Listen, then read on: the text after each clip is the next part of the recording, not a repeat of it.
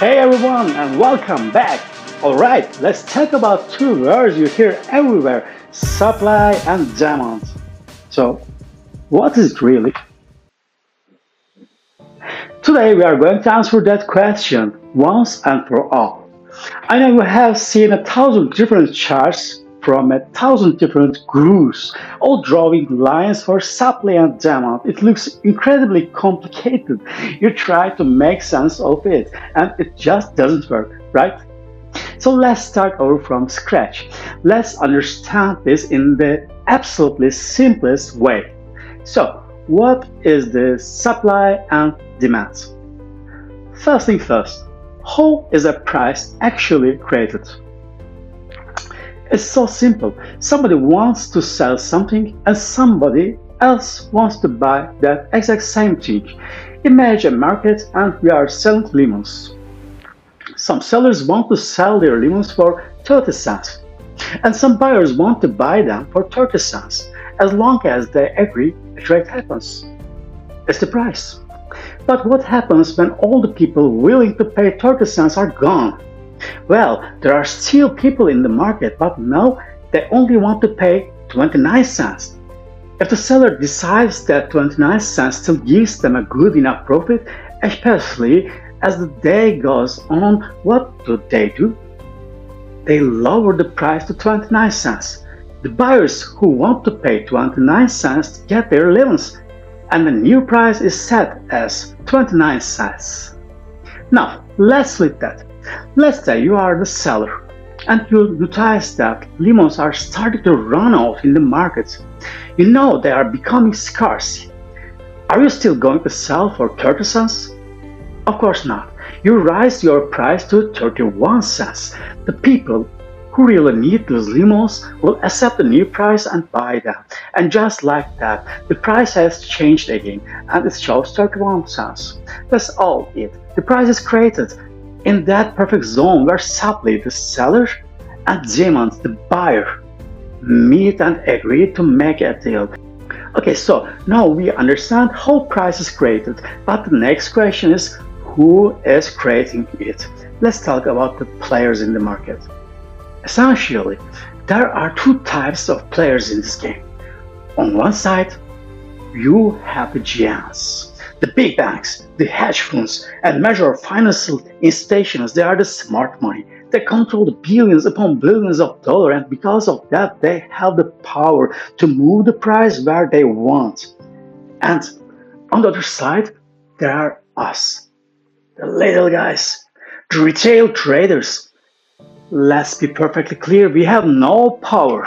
We have zero power to move the price. In fact, all of those price moments you see on the charts, the ones that last for hours, days, or even weeks, is all just a game. It's a game played by the smart money to manipulate the price to the exact level where they want to sell or the exact level where they want to buy. At the end of the day, price will always go where the big players want it to go on. This is not theory. It's the fact of the market. So, the critical question is, what happens when the price finally reaches the level where the smart money wants it?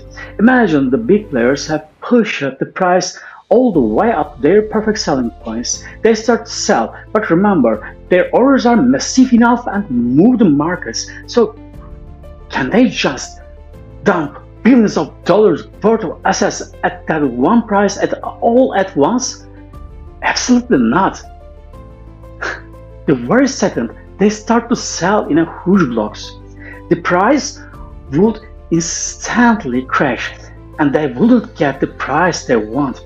And right there, the initial sharp rejection, smart money leaves a clue. There's a trace here, okay? Think about it. To be able to sell their entire position at a higher price, they cannot do it on one go. They have to push the price back up to market zone of traces again and again. And now you have something incredibly valuable. You have a clue. You have the footprints of the smart money. So what does the footprints tells you?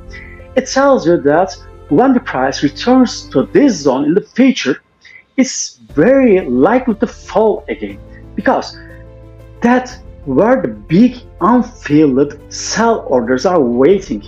And that, my friends, is exactly how a supply zone is created. The exact same thing happens in the reverse when they want to buy, creating a demand zone.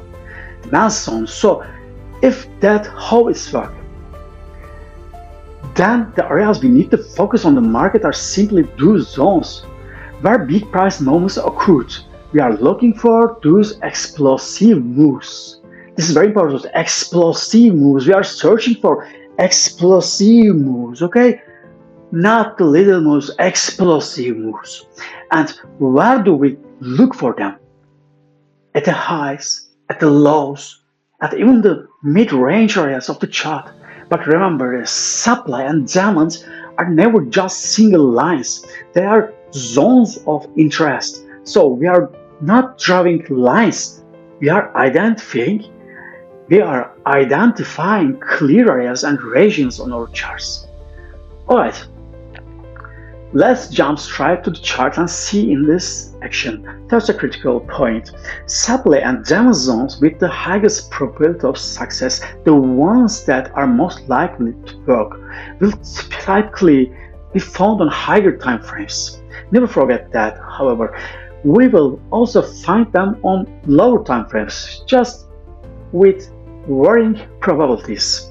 Personally, I used to start my analysis on the weekly time frame, then move down to daily, and finally use the 4-hour structures.